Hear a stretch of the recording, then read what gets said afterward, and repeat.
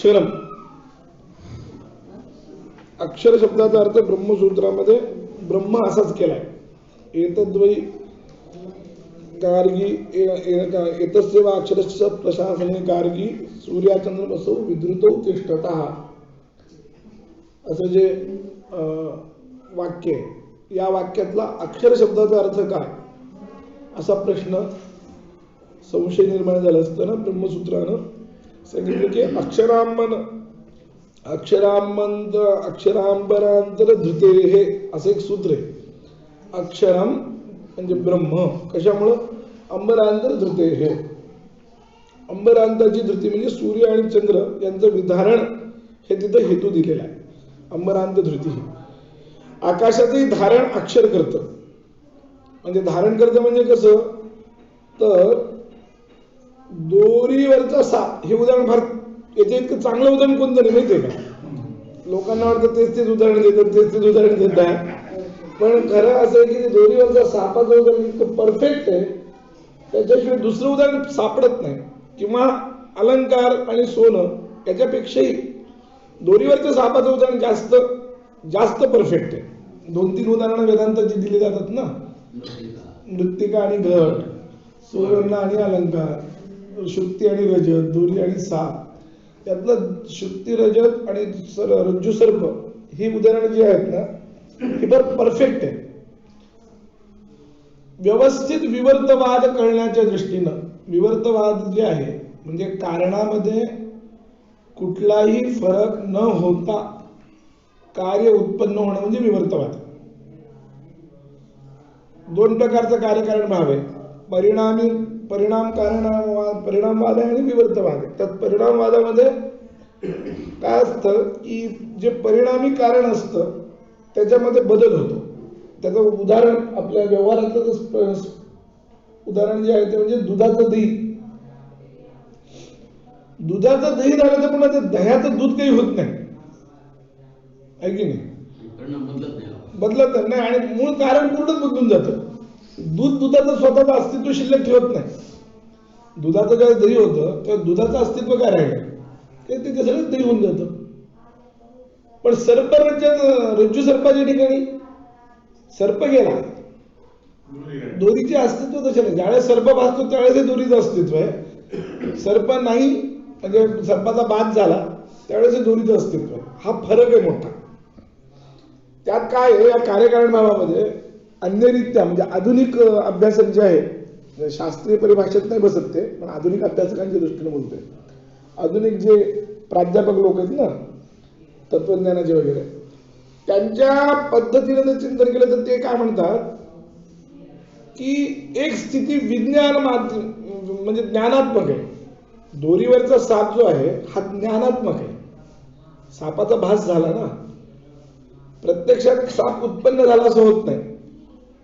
आणि एक स्थिती जी आहे ती प्रत्यक्षात आहे. कोणती? दुधाचं दही, ती प्रत्यक्षात आहे. आणि पहिली स्थिती जी आहे ती ज्ञानात्मक, असं ते भेद करतात. पण ते अद्वैत वेदांत ते मान्य नाही आहे. अद्वैत वेदांतामध्ये प्रातिभासिकता येणं तेवढ्या वेळापुरतं करून रजत म्हणा सर्प म्हणा उत्पन्न होतं, असा नियम आहे. म्हणजे दोरीमध्ये भले ते सापाचे काही गुण असो नसो, दोरीमध्ये कुठला हे नाही आहे की ज्याच्यामुळे साप उत्पन्न होईल अशी कुठली प्रक्रिया नाही. पण मायेचं सामर्थ्य असे की तिच्यामध्ये ते कुठलेही नसताना सुद्धा साप उत्पन्न करते, हे मायेचं सामर्थ्य. पण तेवढ्या वेळापुरतं जे भासलेलं आहे, 15 मिनिट आपल्याला सापाचं ज्ञान झालं तर तेवढ्या वेळापुरतं तो साप हा प्रातिभासिक नवीन उत्पन्न होतो, असं वेदांताचं म्हणणं आहे. शंकराचार्यांचं किंवा वेदांती लोकांचं म्हणणं, अद्वैत वेदांताचं म्हणणं जे आहे त्याला प्रातिभासिक रजत किंवा प्रातिभासिक सर्प त्यावेळेस उत्पन्न होतो. साधर्म्य कारण असेल ना त्याला. साधर्म्य दरवेळेसच असतं असं नाही. अध्यासाला साधर्म्य कारण नेहमी नाही राहत. काय आहे, कार्यकारण भाव जर आपण ठरवतो एखादा, त्यावेळेस अन्वय आणि व्यतिरेकाने ठरवावं लागतं. ते असे म्हणजे साधर्म्य जिथं जिथं तिथं तिथं अध्यास होतो झाला पाहिजे, आणि जिथं जिथं साधर्म्य नाही तिथं तिथं अध्यास होता कामा नये. असं जर व्यवस्थित नियम बसला तरच साधर्म्य अध्यासाला कारण होतं. पण पुष्कळ ठिकाणी साधर्म्य नसताना सुद्धा अध्यास होतो. आकाशाचं आणि खोलीचं काय साधर्म्य? खोली म्हणजे खोलपणा. पण तरी सुद्धा आपल्याला पाण्यामध्ये, गुडघाभर पाण्यामध्ये आपल्याला आकाश खोल दिसतं ना. हा जो आकाशाच्या ठिकाणी झालेला अध्यास आहे ते साधर्म्याशिवाय झाला. आत्म्याच्या ठिकाणी जे मीपणाचा अध्यास आहे किंवा देहाचा अध्यास आहे, काय साधर्म्य? हेच नाही. सादृश्य म्हणा, साधर्म्य म्हणा, हे वरवर पाहता लागतात, वरवर पाहता वाटतं. किंवा स्वप्नामध्ये पुष्कळ वेळ आपण असं कुठं पाहिलं की शिंगाचा माणूस, स्वप्नात एखादा शिंग असलेला माणूस दिसतो आपल्याला, एखाद्याला दिसेल, आपल्याला दिसलं पाहिजे असं काही नियम नाही.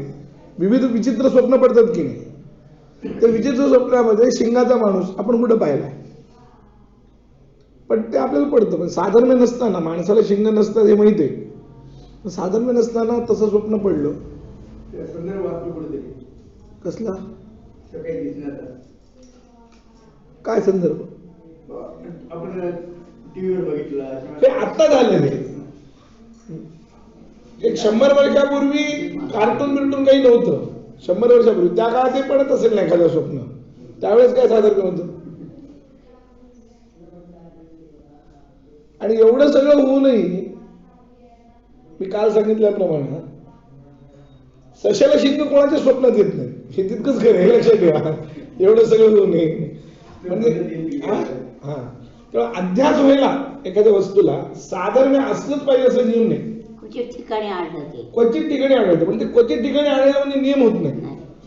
नियमाचा काय नियम आहे की सगळीकडे तो लागू पडला पाहिजे. म्हणून सादृश्य हे अध्यासाला कारण नाही.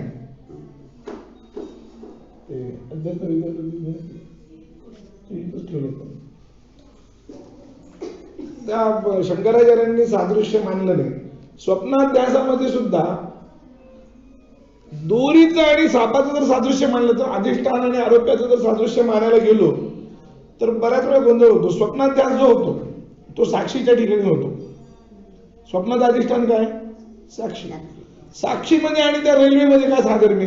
स्वप्नामध्ये रेल्वे दिसते, काय साधर्म्य?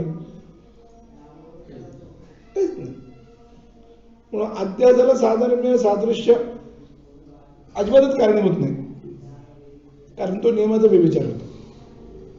कार्यकारण भाव तेव्हाच पक्का होतो ज्यावेळेस व्यतिरिक्त बसतो.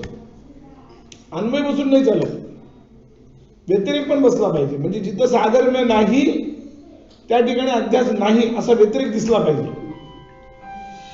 असा व्यतिरिक्त ज्यावेळेस दिसेल त्यावेळेस कार्यकारण भाव पक्का होतो. अन्वयानं कार्यकारण भाव कदाचित चुकीचा पण होऊ शकतो अन्वयानं, पण व्यतिरिकानं कधीच होत नाही. जसं आता हे बटन आहे, हे बटन याचं आहे. एकदा आपल्याला कळलं हे बटन याचं आहे, आपण दुसरं बटन लावायला जात नाही, कारण दुसरं बटन लावलं तरी हे लागत नाही. हे जे नियम आहे हाही कार्य म्हणजे आपण अन्वय व्यतिरिक्त ग्रहण करत असतो की हे बटन दाबलं म्हणजे पंखा चालतो आणि ते दाबलं म्हणजे चालत नाही. म्हणजे याचा काय अर्थ झाला की पंख्याचा त्याचा काही संबंध नाही. हे काय झालं? अन्वय व्यतिरिक्त झाला. ते बटन नाही दाबलं तर तो पंखा नाही चालत. हा काय अन्वय व्यतिरिकच आहे. तर असं त्यातही अन्वयापेक्षा व्यतिरेक महत्वाचा. व्यतिरेकानं कार्यकारण भाव पक्का होतो. तर सादृश्याच्या बाबतीमध्ये तसं नाहीये की जिथं सादृश्य नाही अशाही ठिकाणी अनेक ठिकाणी आपल्याला भ्रम होतो, पुष्कळ वेळा होतो. कुठलं सादृश्य नसताना सुद्धा नग शब्द आहे. नग शब्द कोणी उच्चारला त्याचा अर्थ त्याला एखाद्याला नाग ऐकू आलं, नग शब्दाच्या ऐवजी त्याला नाग ऐकू आलं, तर नग शब्दाचा अर्थ पर्वती आहे आणि नाग शब्दाचाही अर्थ पर्वत आहे. त्यानं पर्वत हाच अर्थ गृहीत धरला. मी तुम्हाला उदाहरण काय दिलं नीट लक्ष द्या. पण ऐकला काय त्याने शब्द? नाग. नग वापरला, ऐकला, म्हणजे हा भ्रमच आहे. भ्रमापासून त्याला ज्ञान झालं, अर्थ योग्य झाला, पण हा भ्रम जो आहे हा अध्यासच आहे ना. इथं काय सादृश्य आहे? काहीच नाही. हा, त्यामुळे सादृश्य असलंच पाहिजे असं काही नियम नाही. हे त्याचं फार निराकरण केलेलं आहे. किंवा काही वेळा आकाराचं सादृश्य काम करतं, काही वेळा करत नाही, असं आहे. कापडाचे फुलं तयार करून ठेवले, तिथे आपल्याला कमळाचा भ्रम होतो, तिथं सादृश्य काम करतं. तिथं सादृश्यामुळे हे लांबून असं वाटू शकतं की हे खरे कमळ आहे. ते काम करत नाही का, ते कापडाचे तयार करतात ना, ते खरे कमळ आहेत असं वाटू शकतं. तिथं सादृश्य काम करतं. आणि ते सादृश्य कोणतं, तर फक्त आकाराचं, बाकी काही सादृश्य नाही तिथं. तसं दोरीवरच्या सापाला काही वेळा वेटोळा आकार हे कारणीभूत काही वेळा होऊ शकतं, दरवेळेस होईल असं नाही. दोरीवर समजा पाणी, जलधारा पडली, पाणी तसं पडलं असं वाटलं, त्यात काय सादृश्य? कधी असा भ्रम होईल की नाही? दरवेळेस सापाचाच भ्रम होईल असं थोडीच आहे.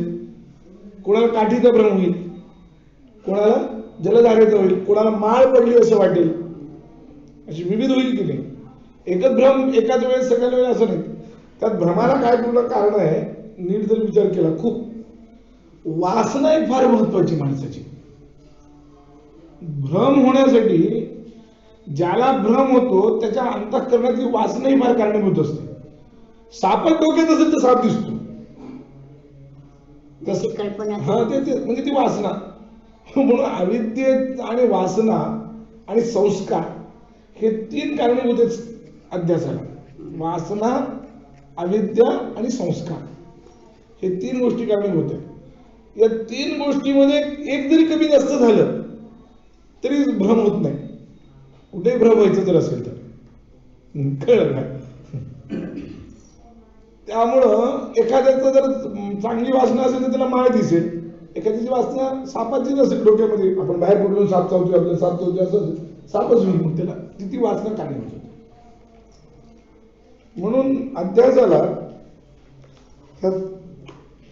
पूर्व पक्षात, तुम्ही म्हणता ते पूर्व पक्षात आहे. पूर्व पक्षाने ते विचारले काय की सादृश्य कारणीभूत आहे म्हणून. सादृश्यच नाही तर बघ कसं होईल. पण म्हणून शंकराचार्याने एक मोठं उदाहरण दिले, जिथं सादृश्य नाही अशाही ठिकाणी अध्यास कुठं होतो, आकाशाच्या ठिकाणी ते लिहिले. अप्रत्यक्षेपी ह्याकाशे बालाहा तनिर्मलितात् दध्यस्यन्ति असं वाक्य आहे. त्याचा अर्थ असा की आकाश हा पदार्थ प्रत्यक्ष नाही, दिसत नाही आपल्याला. आकाश म्हणजे अवकाश, स्पेस, तो दिसत नाही. पण न दिसणाऱ्या अशा आकाशावर आपण इंद्रधनुष्याची कल्पना करतो की नाही? आकाशात इंद्रधनुष्य आलं असं म्हणतो. हे काय झालं? आवाज झाला. अध्यात्माला असा कुठलाच नियम नाही. त्याने असं विचारलंय की वस्तू पुढं पाहिजे का, असं पण नाही. अधिष्ठान प्रत्यक्ष पाहिजे असं पण नाही. आता इथं आकाश प्रत्यक्ष नाहीये, आकाश पुढं पण नाही. साधारणपणे गृहीत धरलं जातं की वस्तू पुढं पडलं व ती दोरी आपल्या डोळ्यासमोर पडली आणि मग आपण त्याच्या सापाचा अभ्यास केला, मग त्याला साप दिसला, असं साधारणपणे होणारी प्रक्रिया आहे की नाही? पण आकाशाच्या ठिकाणी काय लावणार? काय झोपू नका.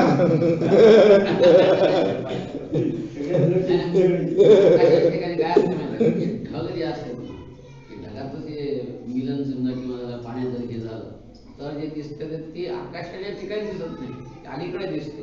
हो, पण तुम्ही आकाशावर म्हणता ना, आरोप कुठे करता तुम्ही? आरोप आकाशावर. जमलं विषय. आम्हाला तेवढंच पाहिजे, म्हणजे आम्हाला तेवढंच पाहिजे. आम्हाला बाकी काही ते प्रत्यक्ष काही घडणं आम्हाला काही घेणं देणे तशी काही नाही. जसं आपल्या डोळ्यासमोर ढग आला तर आपण काय म्हणतो, आज सूर्य उगवला नाही म्हणतो. न उगवण्याचा आरोप कोणावर केला? नाही, सूर्यावर केला, ढगावर नाही केला. आवरण कोणावर आलं? सूर्यावर आलं म्हणतो. आवरण सूर्यावर येणं शक्य आहे का? आवरण तुमच्या डोळ्यावर आहे, पण तुम्ही आरोप त्याच्यावर करता. त्यामुळे आरोप करण्यासाठी, भ्रम होण्यासाठी वस्तू समोर पाहिजे, वस्तू सारखी पाहिजे, वस्तू दिसली पाहिजे, वस्तू चकाकली पाहिजे, असा कुठलाही नियम नाही. ह्या सगळ्या नियमाचं खंडन शंकराचार्यांनी केलंय. याचं कारण आत्मा दिसत नाही, आत्मा समोर नाही, आत्मा प्रत्यक्षाचा विषय नाही, आत्मा समोर नाही, आत्मा चकाकत नाही, आत्मा कोणासारखा नाहीये, निर्गुण निराकार असल्यामुळे तो ह्याच्यासारखा दिसतो त्याच्यासारखा दिसतो असं म्हणता येत नाही, तरी आरोप होतो ना. म्हणून शंकराचार्यांनी या सगळ्याचं खंडन केलं. वरवर पाहता हे बरोबर वाटतं आपल्याला. त्या झाडाच्या ठिकाणी ओबडधोबड झाड असं ते हातपाय वाळले वाटतं म्हणून माणूस वाटू शकतो, पण हे सगळीकडेच नियम लागतो असं नाही. प्रतिबिंब अध्यासाला काय लागतं? दर्पणामध्ये जे मुखाचा अध्यास होतो तो तर संसर्गात फक्त संबंध येतो, संसर्गाध्यास येतो. तो समोर आरसा धरला नाही आणि डोळे हे पाहिलं, काय लागलं? प्रतिबिंब दिसलं. पण हा जो अध्यास आहे तो पूर्णपणे जाणून बुजून केलेला आहे. म्हणजे काही वेळा म्हणजे अध्यासाला तुम्ही बारीकाईने चिंतन करा की दोरीवरच्या सापापेक्षा हे उदाहरण भिन्न आहे. मी तुम्हाला सांगतो, दोरीवरच्या सापामध्ये आपल्याला ती वस्तू कळलेली नाही म्हणून आपण सापाची कल्पना केली. काय पडलं हे माहितच नाही आपल्याला, अंधार आहे, अर्धवट काहीतरी, आपल्याला हे काही माहित नाही म्हणून आपण त्याच्यावर सापाची कल्पना केली. इथं आपल्याला माहिती आहे, इथं आपला चेहरा नाहीये, माहिती आहे ना. आरसामध्ये आपला चेहरा नाही हे सगळं जग जाहीर आहे. जाणून बुजून केलेल्या प्रकारे हा, जाणून बुजून हा अध्यास होतो. इथं आवरणाची पण निवृत्ती आहे.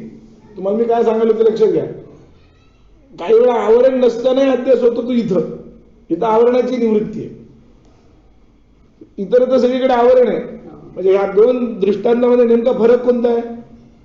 काय प्रतिबिंब म्हणजे काय? अध्यासच झाला ना. काय प्रतिबिंब खरं आहे? ते जर खरं म्हणलं तर ते जर गेलं तर तुम्हाला तुमची मान गेल्यासारखं वाटलं पाहिजे. तुम्हाला वाटतं का तसं? माझं कोणतरी गळा कापला म्हणून. म्हणजे काय झालं? इथं वस्तू नाहीये, प्रतिबिंब खरं नाहीये हे माहीत असून, म्हणजे आवरण आहे का आपल्याला? नाहीये. माहिती आहे ना की वस्तू खरी नाही, तरी आपल्याला दिसतं. असे कित्येक हे विक्षेपानं होतात. हे अक्षर आहेत. आता ही जी लिपी आहे या लिपीला अ म्हणतो आपण. ह्रस्व आकार, ह्रस्व उकार आपण म्हणतो, हे ह्रस्व आहे. वेलांटी ह्रस्व, वेलांटी दीर्घ वगैरे आपण म्हणतो. ही जी लिपी म्हणजे काय? रेघा आहे. त्याच्यावर आपण अक्षरांचा आरोप करतो पहिल्यांदा. याला अ समजायचं हे आपणच ठरवलेलं ना. कारण लिपी जर एक सारखी खरीच जर असली असती तर सगळीकडे सारखी असावी ना. तेलुगू लिपी वेगळी, ही लिपी वेगळी, ती लिपी वेगळी, असंच आहे ना. म्हणजे याला अ म्हणावं, याला उ म्हणावं हे कोणी ठरवलं? आपण ठरवलं. ते त्या काय केलं? ते रेगाला आकार दिले. म्हणजे रेगावर वर्णाचा आरोप. त्याच्यानंतर वर्णाच्या धर्मांचाही आरोप. ध्वनी धर्म जे आहेत ह्रस्व दीर्घ त्याचा आरोप. त्याच्यावर आपला व्यवहार चालू आहे. पुस्तकं वाचतोय, पेपर वाचतोय, सगळं वाचतोय. हा जाणून बुजून केलेला अध्यास आहे की नाही? हा रोजचा अध्यास आहे. हे आपल्या व्यवहारातला अध्यास सांगायला मी तुम्हाला. भ्रम म्हणजे आपण म्हणतो की भ्रमाने काही होत नाही, पण कधी कधी भ्रमाने कार्य होतं असं पण आहे. भस्म्या नावाचा रोग झालेला तो माणूस असेल, भस्म्या, त्याने किती खावं त्याला पचतं. आता रोग आहे तो, पण त्याला टाकीभर जरी बासुंदी पिली तरी त्याला ती पचती. कळलं का? रोग असून त्याचा परिणाम काय? पाचन होणे याकडे, म्हणजे योग्य परिणाम आहे. रोगापासून योग्य परिणाम. म्हणजे कधी कधी भ्रमानं काही गोष्टी होतात. आणि ज्यावेळेस अशा गोष्टी होतात भ्रमानं, त्यावेळेस पुष्कळ वेळा भ्रमामध्ये आवरणाची निवृत्ती असते. त्यामुळं अमुक एक नियम अध्यासाचा असा नाही. हे सगळं लागतं का? काहीच लागत नाही अध्यासाला. शंका म्हणजे अध्यास भाष्यामध्ये सुरुवातीला हाच सगळा विषय की आत्म्यावर कसं आरोप करता येईल, आत्मा तर सगळ्याचा आतला आहे, आत्मा तर कोणाचा विषय होत नाही वगैरे वगैरे. मग त्याच्यावर अध्यास कसा तुमचा शक्य होईल? तुम्हीच म्हणता की इकडे आत्मा सगळ्याचा आत आहे, तो बाहेर नाही. तुम्हीच म्हणता तो आत्मा कधी विषय होत नाही, पुन्हा त्याच्यावर अध्यास होतो म्हणता. मग हे कसं होईल? असं सगळे ते शंका आहे. या सगळ्या शंकेला उत्तर देताना शंकराचार्यांनी हेच सांगितलं की अनुभव हे सर्वात मोठं हत्यार आहे. अनुभव तर येतो ना. सर्वात महत्वाचं काय आहे की अनुभव येतो. आत्मा व्यापक आहे की नाही? मग व्यापक असलेला आत्मा, तुम्ही काय म्हणता मी इथं घरात बसलो, मग तो काय झाला? परिच्छिन्न झाला. परिच्छिन्नत्वेने अनुभव यायला लागला. त्याचा अनुभव कसा यायला पाहिजे? वस्तुतः व्यापकपणे यायला पाहिजे. व्यापक नाही तर परिच्छिन्नपणे आला. मग ह्या परिच्छिन्नपणे येणारा जो अनुभव आहे त्या अनुभवाची काही उपपत्ती लावावी लागेल की नाही, का येतो काही ते सांगावं लागेल की काही कारण सांगावं लागेल की नाही. म्हणून तो हे काय म्हणतात त्याला भ्रम आहे. मग भ्रम आहे म्हणलं तर मग आज्ञावर आरोप होतोय मान्य, अगत्य करणे. आरोप कोणावर करणार? तुम्ही आज्ञावरच करायला. परिच्छिन्नत्वाचा आरोप कोणावर करताय? आज्ञावर. मग आज्ञावर जर परिच्छिन्नत्वाचा तुम्ही आरोप करताय तर मग त्याच्या अर्थातच ज्याला कुठला आकार नाही, उकार नाही, साकार नाही, सगुण नाही, निर्गुण काय काय जे तुम्ही जे काही म्हणाल अशी वस्तू नसतानाही त्याच्यावर आरोप होतो, हे आपोआपच अनुभवानं सिद्ध झालं. सगळ्या तर्काला, सगळ्या कल्पनेला सर्वात मोठं उत्तर काय आहे? तर अनुभव हे उत्तर आहे. सगळ्या तर्कांना जर निराकरण करायचं असेल तर त्याला एकच उत्तर आहे, ते म्हणजे तुम्हाला अनुभव आला पाहिजे. साखर कडू लागते का गोड लागते? पण ज्याला पित्त झालं त्याला कडू लागते ना. तुम्ही किती म्हणले नाही रे साखर गोड आहे, अमुक तर्क दिला, त्याला उपयोग नाही. साखर कडू कशी असेल असे तुम्ही कितीतरी तर्क त्याला दिले, उपयोग नाही. त्याला लागते ना. ज्याला पित्त झाले त्याला साखर कडू लागते. किंवा एखादी पतिव्रता स्त्री, खरोखर पतिव्रता असलेली ती जर स्त्री सती जर गेली, म्हणजे स्वतःच्या मनानं, बळजबरी नाही, स्वतःच्या मनानं आपला धर्म म्हणून जर ती स्त्री सती जर गेली तर तिला अग्नी पोळत नाही. अग्नीचं कार्य भस्म होणं होतं तिच्या शरीराचं, पण तिला अग्नी पोळत नाही. आता हे जे उदाहरण आहे हे बाह्य जगतामध्ये याला दुसरं उदाहरण नाहीये. असं कसं होईल म्हणणार तुम्ही? असं कसं होईल म्हणणार? पण त्याला दुसरं उदाहरण हेच आहे की जसं साखर काही विशिष्ट अवस्थेमध्ये कडू असते की नाही, तसं विशिष्ट अवस्थेमध्ये काही वेळा धर्म बदलला जातो वस्तूचा, असं नियम आहे. ते उत्तर आहे त्याचं, त्याला दुसरं उत्तर नाही. आणि त्याला दुसरं एकच उत्तर आहे, अनुभव घ्या. ज्याला अग्नी बोलतो की नाही बघायचं तसा अनुभव घ्या, हे दुसरं उत्तर आहे. दुसरं काही उत्तरच नाही त्याला. म्हणून सगळ्या तर्काला, सगळे तर्क कुठं लंगडे पडतात? अनुभवावर लंगडे पडतात. सगळ्या तर्कांना, सगळ्या विचारांना अनुभवाचा एक महत्वाचा. म्हणून आत्म्याच्या बाबतीमध्ये जेव्हा तुम्ही चिंतन कराल तेव्हा आत्म्याचा अनुभव तर तुम्हाला परिच्छिन्नच येतो. गप्पा किती मारा तुम्ही व्यापक आहे म्हणून, तर अनुभव कसा येतो तुम्हाला? परिच्छिन्नच. तू कोण आहे म्हणून विचारलं की मी लगेच आपण देहाकडे हात दाखवतो की नाही, मी अमुक आहे म्हणजे काय झालं? तुम्ही मी म्हणून कोण समजायला? आत्मा समजायला का देह समजायला? देह समजायला. म्हणजे तुम्ही काय करायला? मीच स्थूल आहे, जाड आहे, माझी पूर्वीसारखी शक्ती राहिली नाही, असे शब्द प्रयोग आपले असतात. पूर्वी मी फार उत्साही होतो, आता उत्साह नाही मला. हे काय? उत्साह हा जर आत्म्याचा आहे, कोणाचा आहे? शरीराचा नाही तर मनाचा असेल. उत्साह जर आत्म्याचा नाही, पण मी उत्साही होतो असं म्हणतो आपण, आता उत्साह नाही राहिला मला, आहे की नाही? हे जे शब्द प्रयोग आपल्या व्यवहारात चाललेले आहेत हे सगळेच्या सगळे शब्द प्रयोग व्यवहारातले भ्रमाचे. म्हणजे अगत्य आत्म्यावर आपण या सगळ्यांचा आरोप करतो, हे मान्य करण्याशिवाय दुसरं गत्यंतर नाही. म्हणून सादृश्य वगैरे हे पदार्थ, साधर्म्य, वैधर्म्य, दोन्ही, वैधर्म्य पाहिजे असाही नियम नाही आणि साधर्म्य पाहिजे असाही नियम नाही. यासाठी वृत्ती प्रभाकराच्या 7व्या खंडात, 7व्या परिच्छेदात, खंडात म्हणजे 7व्या परिच्छेदामध्ये कवी तार्किक चक्रवर्ती नृसिंहोपाध्याय यांचं मत असा एक विषय आहे. तुमच्याकडे असेल तर बघा वाचून. त्याच्यामध्ये ते त्यांचं हेच म्हणणे की सादृश्य पाहिजे म्हणून. कोणाचं? कवी तार्किक चक्रवर्ती नृसिंहोपाध्यायाचं.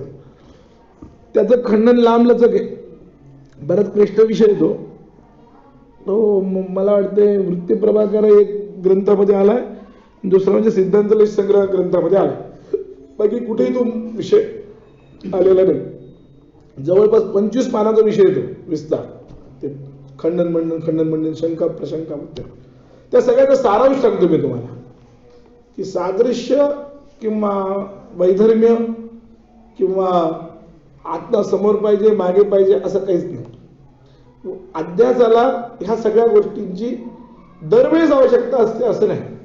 एखादंच असेल, काही वेळा असते, काही वेळा नसते, काही वेळा होऊ शकते, काही वेळा होत नाही. 10 अंश पूर्व पक्षानं मांडलेले, याच्यात मला आता सापडले नाहीत. मी गुरुजींनी लिहिलेल्या निवृत्ती धर्मामध्ये ते 10 अंश त्यांनी फार सोपे काढले ब्रह्मसूत्र भाषेचे, ते मी उद्या सांगतो तुम्हाला की ते 10 अंश महत्वाचे. पूर्व पक्षाच्या म्हणण्यानुसार हे 10 अंश लागतात की ज्याच्यासाठी भ्रम व्हावा लागतो, आणि ते 10ही अंश गरज नाही म्हणून उत्तर पक्षामध्ये सांगितलेले. कळलं का? तर ते सगळं गुरुजींनी ह्याच्यात लिहिलंय. निवृत्ती धर्म नावाचं गुरुजींचं पुस्तक आहे, म्हणजे ते जयरेश स्वामींच्या प्रवचनावरच गुरुजींनी लिहिलेलं पुस्तक आहे निवृत्ती धर्म म्हणून. जयरेश स्वामींनी जे प्रवचनं दिली वेदांतावर काही, त्याची काही टिपणं लिहिली होती काही लोकांनी, ते सगळे टिपणं एकत्र करून ते पुस्तक गुरुजींनी लिहून काढलेलं आहे, काही स्वतःच घातलंय. तर त्याच्यामध्ये हा सगळा विषय आहे, सुंदर मांडला आणि सोप्या भाषेत मांडलाय. मी आज काढून ठेवतो तुमच्याकडे ते. हां तेच त्याच्यात आहे बघा. ते त्याच्यात अभ्यास सिद्धी म्हणून एक प्रकरणच आहे स्वतंत्र, आणि त्याच्यात तो सगळा विषय गुरुजींनी इतका सुंदरपणे, तो विषय याच्यात पण आला. जयरेश स्वामींचंच हे पण पुस्तक आहे अध्यात्म विद्या प्रदीप म्हणून. हे पुस्तक मात्र सुद्धा जयरेश स्वामींनी लिहिलेलं आहे. याच्यात हा सगळा विषय आहे, पण त्यातलंच बरंचसं याच्यात घेतलेलं आहे अध्यात्म विद्या प्रदीपामध्ये सुद्धा. तर ते मला सापडलं नाही कारण मी दाखवणार होतो. पण तात्पर्य मी सांगतो की साधर्म्य वैधर्म्य काही लागत नाही. त्यामुळं अक्षर या शब्दाचा अर्थ आपण त्याच्यावरून तिकडे गेलो, अध्यासाकडे गेलो नाही का. तर अक्षर शब्दाचा अर्थ जो ब्रह्मसूत्रामध्ये विचारलेला आहे की अक्षर म्हणजे वर्ण की अक्षर म्हणजे ब्रह्म, तर त्याच्यात ते अमरांतर धृती हा जो हेतू आहे, म्हणजे हे जे कारण आहे, हे जे लिंग आहे की जगताचं विधारण धारण करणे, हे एका ब्रह्मेशिवाय शक्य नाही कोणाला. संपूर्ण जगताचं धारण ब्रह्म्याने केले. कसं केलंय तर मी मगाशी उदाहरण दिलं होतं की ते रज्जू सर्पासारखं केले. रज्जू जसं सर्पाला धारण करते तसं जगताचं विधारण ब्रह्म करते. धारण केलं म्हणजे डोक्यावर घेऊन बसले असा त्याचा अर्थ नाही करायचा. म्हणजे जे साधारणपणे आपल्या डोक्यात आहे ना, ते शेष डोक्यावर पृथ्वी घेतो वगैरे असं आपण म्हणतो ना, ती फार फार बालिश कल्पना आहे. ती कल्पना ती म्हणजे साधारणपणे या शब्दांना धरून केल्या गेलेली कल्पना आहे. ऍक्च्युअली तसा अर्थ नाही आहे. अधिष्ठान, हा या अर्थाने. एक दुसरं म्हणजे मी काल एक सांगितलं होतं की आधुनिक विज्ञानानुसार हे सगळे गुरुत्वाकर्षणानं एकमेकाशी थांबलेले आहेत ना. गुरुत्वाकर्षण सगळे ग्रह झालेले. ते गुरुत्वाकर्षण शक्ती नेमकी कुठे आहे ती, हा त्याच्याशिवाय दुसरीकडे. कारण शक्ती ही शक्याच्या आश्रयाने राहते. ते शक्य कोण तर ते ब्रह्म आहे. म्हणून याचं धारण करत असताना काय सांगितलंय, साच प्रशासनात. हे भगवंत ब्रह्म म्हणा परमात्मा म्हणा या सगळ्यांचं धारण करतो. म्हणजे काय करतो तर प्रशासन करतो. म्हणजे जसं आपण म्हणतो की त्याचे हे संपूर्ण राज्याच्या राजाच्या आज्ञेत आहे, हा शब्द प्रयोग आहे. संपूर्ण देश राजाच्या आज्ञेत वागतो, आज्ञेत राहतो असा शब्द प्रयोग आहे. आता राहणे आज्ञेत ही सप्तमी, याचा अर्थ काय आज्ञेमध्ये जाऊन बसतो का, आज्ञेनं वाटतो असा अर्थ आहे ना. तसं आहे ते की हे सगळे सूर्य चंद्र वगैरे भगवंताच्या आज्ञेने वागतात. म्हणून ब्रह्मसूत्रातही काल मी फक्त श्रुती सांगितली, पण आज ब्रह्मसूत्र पाहिलं मी. तर ब्रह्मसूत्रातही एक अक्षरामंतर धृते हे असं सूत्र आहे. त्याच्यामध्ये हा विषय घेऊन अक्षर शब्द हे ब्रह्मवाचक का मानायचा, कारण ते कारण ते सूर्य आणि चंद्राचं धारण करतं, विधारण करतं.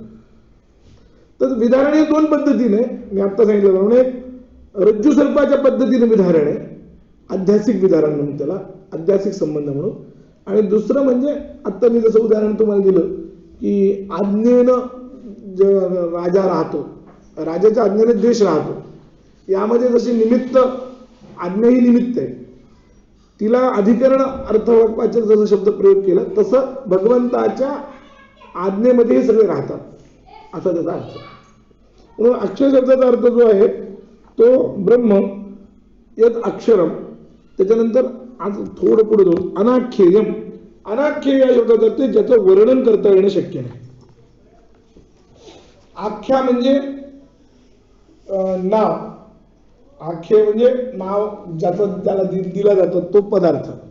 अनाख्य म्हणजे ज्याला नाव दिल्या जात नाही. अमुक एक नाव द्यावं असं ब्रह्म नाहीये. त्याचं हे नाव आहे, त्याचं ते नाव आहे. आपण हे नाम जे ठेवतो, नाम जे आहे, नाम हा जो सगळा भाग आहे, हा सगळ्याचा सगळा भाग जगताचा आहे. नाम आणि रूप ह्या दोन गोष्टी ज्या आहेत ह्या जगताच्या अंश आहे. अस्ति भाती प्रियम रूपम नाम चैत्यंश पंचकम आद्यत्रयम ब्रह्मरूपम जगद्रूपम तत्वद्वयम. ब्रह्म्याचं जे आहे ते अस्ति भाती प्रिय हे 3 अंश आहेत आणि नाम आणि रूप हे 2 अंश मात्र मायेचे आहेत. पण ब्रह्म हे मायेचा आश्रय नाही, म्हणजे मायेवर आश्रित नाही या अर्थानं. ब्रह्म हे मायेच्या अधीन नाही या अर्थानं. त्यामुळे ब्रह्म्याला नाव पण नाही, म्हणून अनाख्येय, अनाम आणि अनाख्येय आणि अरूप हे पण सांगायचं. न तस्य न तस्यास्ति काय पाणिपादो जवनो गृहीता अपाह अपाणिपादो जवनो गृहीता पश्यत्य चक्षुः स शृणोत्य कर्णः. ब्रह्म कसे म्हणाले, अपाणिपादः म्हणजे त्याला हातही नाही पाय नाही, पण तरी जवनः तरी वेगाने जाणार आहे, आणि गृहीता म्हणजे सगळं स्वीकारणार आहे. पश्यती अचक्षुः ब्रह्म्याला डोळे नाहीत पण पाहतो. शृणोती अकर्णः कान नाहीत पण ऐकतो, असं त्याचं वर्णन आहे. कारण का, म्हणजे ते वर्णन जे केलेलं आहे की ते सगळीकडे व्यापक असल्यामुळे ते व्यापक दृष्टीनं ते वर्णन सगळं केलेलं आहे. म्हणून त्याला नाव नाही आणि त्याला रूप नाही, म्हणून हे सांगण्यासाठी अनाख्येय. थांबू हा श्लोक नाही, हा मंत्र आहे श्वेताश्वतरोपनिषदातला. बाकीचं विवरण उद्या. अवधूत चिंतन श्री गुरु